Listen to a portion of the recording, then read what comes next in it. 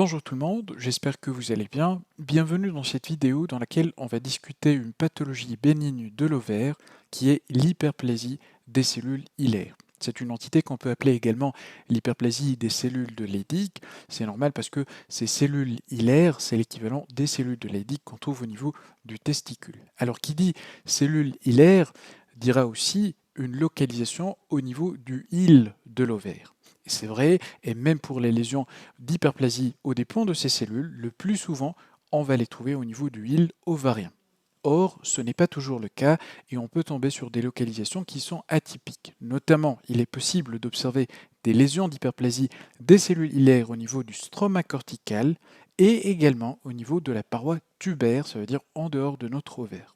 Voilà, donc c'était une première notion, et puis on va essayer de voir l'aspect morphologique de cette hyperplasie des cellules hilaires sur une série de 4 lames.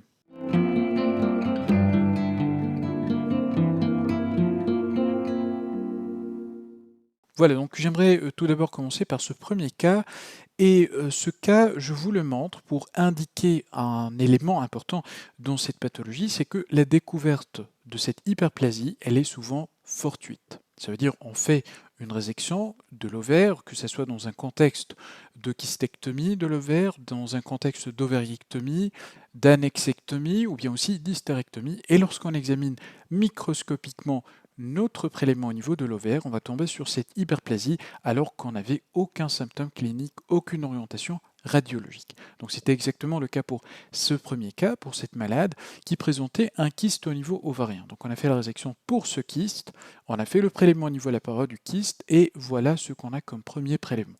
Donc ça va être bien sûr le sujet de la discussion sur une vidéo à part. On voit et on peut directement poser le diagnostic d'un tératome kystique mature, donc avec des tissus qui sont matures, notamment ici on voit un épithélium qui est de type épidermique, avec même la production de kératine à ce niveau. On voit également des glandes annexes cutanées, notamment des glandes sébacées, ainsi que les glandes sudoripares de type apocrine, et aussi des unités folliculaires. Donc ça, c'est pas le sujet de cette vidéo. Le sujet de cette vidéo, il est sur un deuxième prélèvement qu'on a fait au niveau de notre ovaire, plus précisément au niveau de la région hilaire. Je parle de ce fragment qui est en bas. Alors on a certaines régions qu'on pourrait identifier, notamment cette densité qui est élevée d'éléments cellulaires, cet aspect un peu basophile qui représente la partie corticale de notre ovaire. Je vous rappelle que toujours on est au niveau du hile et donc c'est normal d'observer des structures vasculaires qui sont de gros calibre, comme à ce niveau. Et puis à ce grossissement, on note très bien la présence de 3 nodules. Donc le premier qui est là, le deuxième qui est là et le troisième qui est là. C'est un prélément qu'on a déjà observé sur une vidéo sur laquelle on avait discuté l'histologie de l'ovaire. C'était pour vous montrer un peu l'aspect des cellules hilaires.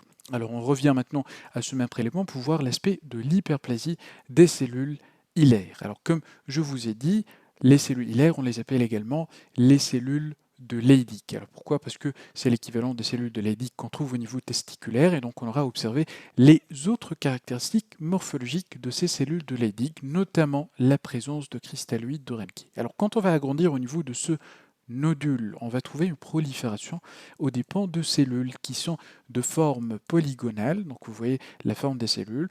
On va observer également un cytoplasme qui est abondant et qui est d'aspect granulaire et eosinophile avec des noyaux qui sont hyperchromatiques, tout ce qu'on voit ici, et donc ça va laisser voir rarement un nucléole. Le plus souvent, on n'aura pas des nucléoles qui sont visibles. Alors l'élément clé à repérer au niveau du cytoplasme de ces cellules sera les cristalloïdes de Remke. Alors parfois c'est assez difficile, par exemple sur ce prélèvement, j'ai essayé tout à l'heure de localiser des cristalloïdes de Remke et celui-là était le seul que j'ai pu repérer, cette formation qui est allongée en forme de bâtonnet avec une teinte qui est éosinophile, beaucoup plus foncée par rapport au cytoplasme, ça veut dire au reste du cytoplasme qu'on observe au niveau du fond. Voilà, donc ça c'est ce qu'on appelle le cristalloïde de Remke et on dit que sa présence elle est pathognomonique, et donc une fois que je vois un cristalloïde de Remke, ça veut dire que les cellules qui le contiennent, c'est des cellules hilaires à 100%, ou bien alors des cellules de Leydig lorsqu'on va parler du testicule par exemple, ou même au niveau de l'ovaire, parce que même pour l'ovaire, on peut appeler cette entité qui est l'hyperplasie à cellules hilaires, on peut l'appeler également une hyperplasie à cellules de Leydig. Voilà. Alors, Ces cristalloïdes Reinke, à titre informatif seulement, c'est des éléments cytoplasmiques qu'on trouve uniquement chez l'espèce humaine et une espèce de rongeur dont j'ai oublié malheureusement le nom. Voilà, donc on a vu cette première prolifération, ce premier cas sur ce prélèvement de l'ovaire chez cette malade qui s'est présentée pour kystectomie pour un tératome. Donc vous voyez, donc c'était une découverte qui était fortuite. Ici, vous voyez très bien qu'on est au niveau hilaire, on voit très bien ces vaisseaux qui sont de calibre important, et donc ça, c'est une localisation typique de cette hyperplasie. On va voir les autres exemples, est-ce qu'on aura toujours la même chose ou pas? Alors ici, on va passer à un deuxième exemple, et là aussi, on a un prélèvement qui a été réalisé au niveau d'un ovaire, une pièce d'ovariectomie qui a été faite pour un kyste. Voilà, donc on a 3 prélèvements à ce niveau.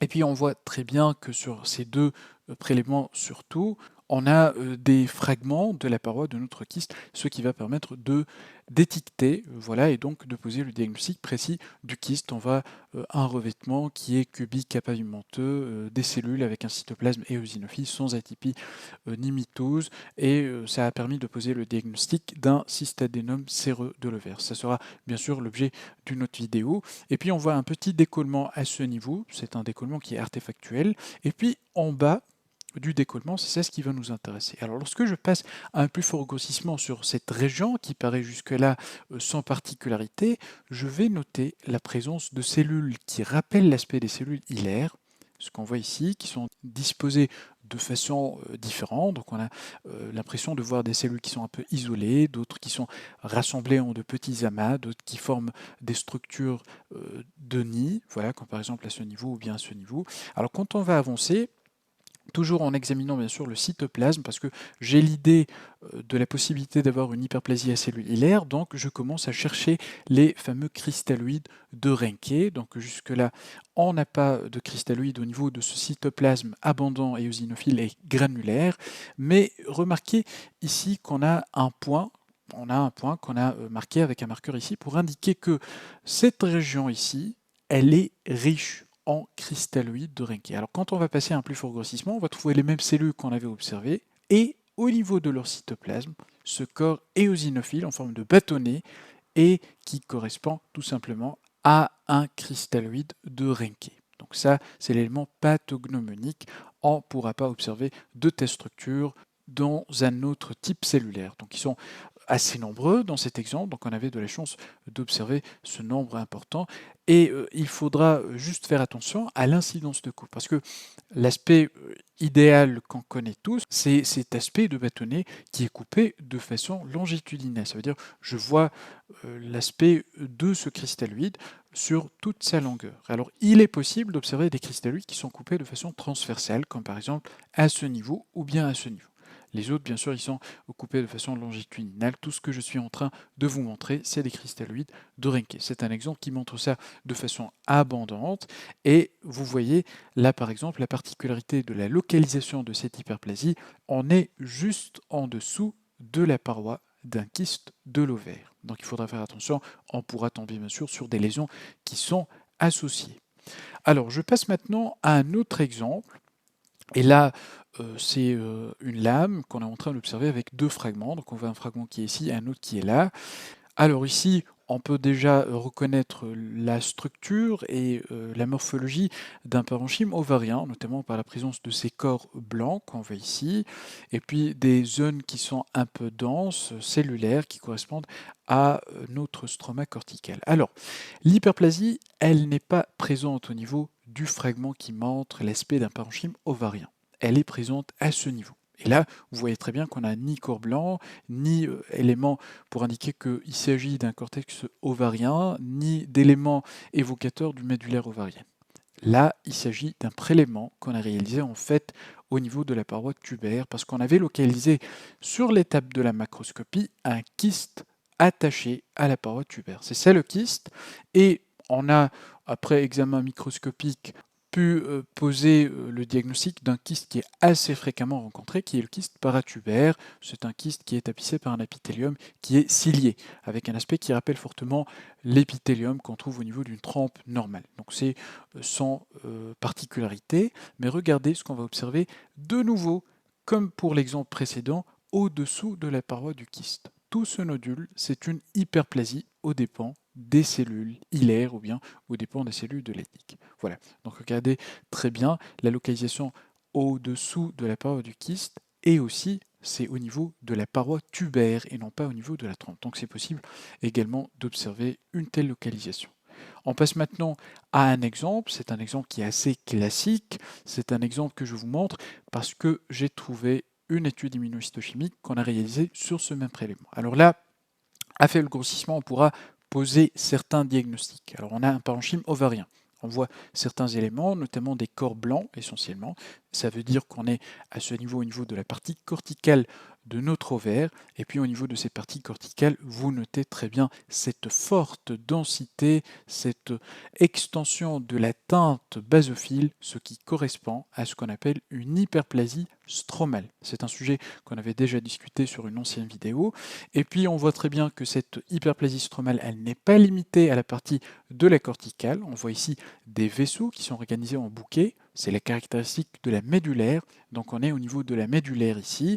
Et c'est également le siège de cette hyperplasie stromale.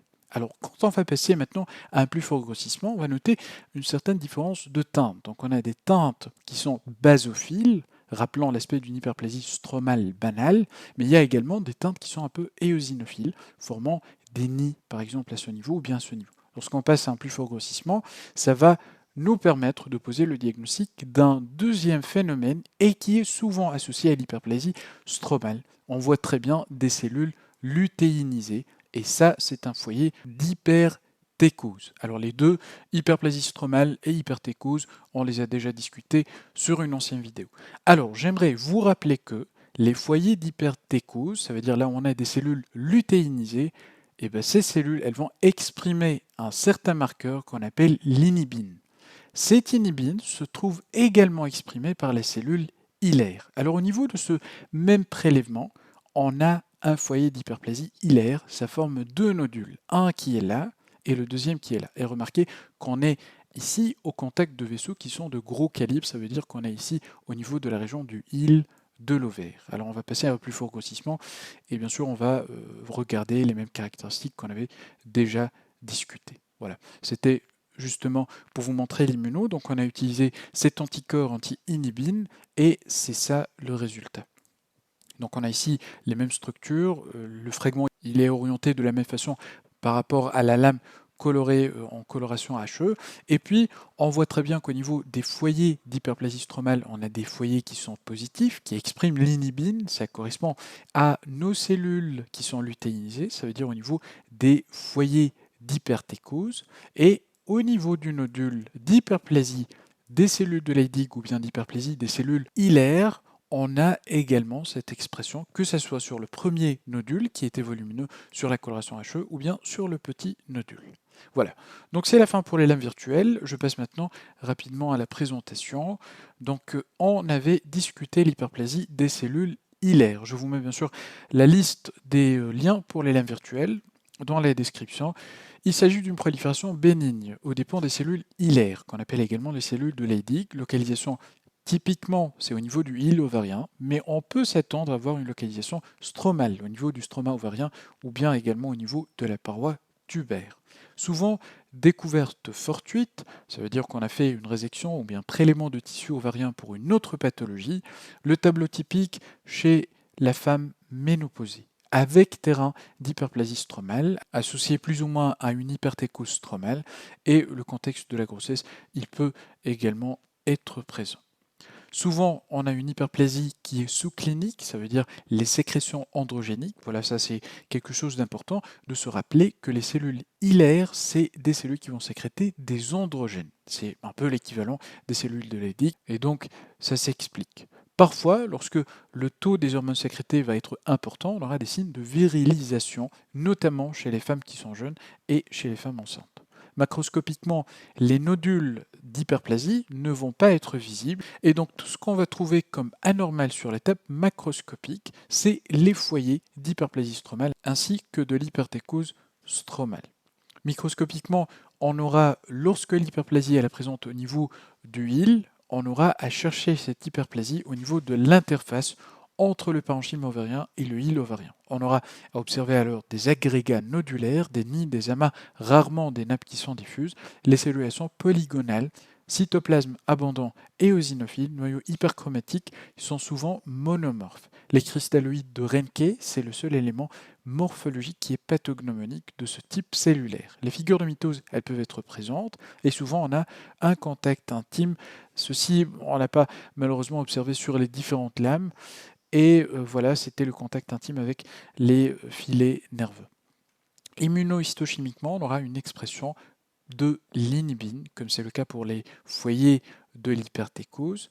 Et puis, on a également une expression de la calrétinine, du SF1 et du mélan 1. On arrive comme ça à la fin de cette vidéo. J'espère que ça a été utile et on se dit à très bientôt.